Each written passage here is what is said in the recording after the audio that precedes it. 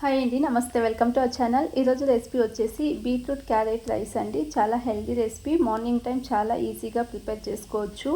Recipe ఎలా prepare చేసుకోవాలో చూద్దాం. ముందుగా ఒక ఫ్యాన్ పెట్టుకొని 1 teaspoon oil, 1 teaspoon నెయ్యి వేసుకుంటున్నాను.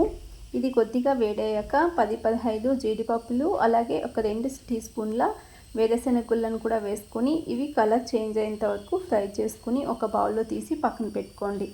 తర్వాత ఇందులోని 1 టీ స్పూన్ మినపప్పు, 1 టీ స్పూన్ శనగపప్పు, హాఫ్ టీ స్పూన్ ఆవాలు, హాఫ్ టీ స్పూన్ జీలకర్రను వేసుకొని ఫ్రై చేసుకోండి.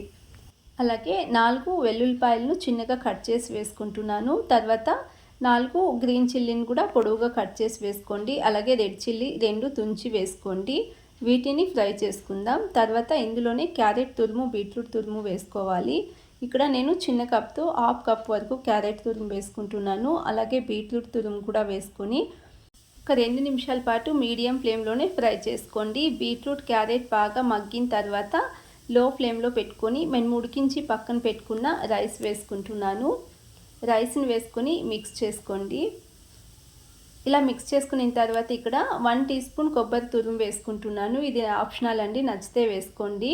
అలాగే రుచికి సరిపడా salt, half teaspoon chilli powder వేసుకొని మరొక 2 నిమిషాల పాటు లో ఫ్లేమ్లోనే మిక్స్ చేసుకోండి. తర్వాత చిన్నగా కట్ చేసుకున్న కొత్తిమీరను వేసుకొని స్టవ్ ఆఫ్ చేసేసుకుందాం. ఇక్కడ ముందుగానే వేయించి పక్కన పెట్టుకున్న గోడంబి వేరుశెనగుళ్ళను ఇప్పుడు వేసుకొని మిక్స్ చేసుకుని సర్వ్ చేసుకుంటే బీట్రూట్ క్యారెట్ రైస్ రెడీ అండి. ఇలా మార్నింగ్ టైం చాలా ఈజీగా ప్రిపేర్ చేసుకోవచ్చు. లంచ్ బాక్స్కి అయితే చాలా బాగుంటుంది. ఇలా ఒకసారి ట్రై చేయండి. అలాగే రెసిపీ నచ్చినట్లయితే ప్లీజ్ ఛానల్ని సబ్స్క్రైబ్ చేసుకోండి, లైక్ చేయండి, షేర్ చేయండి. ఈ రెసిపీ ఎలా కుదిరిందో తప్పకుండా కామెంట్ సెక్షన్లో తెలియచేయండి. Thanks for watching the video.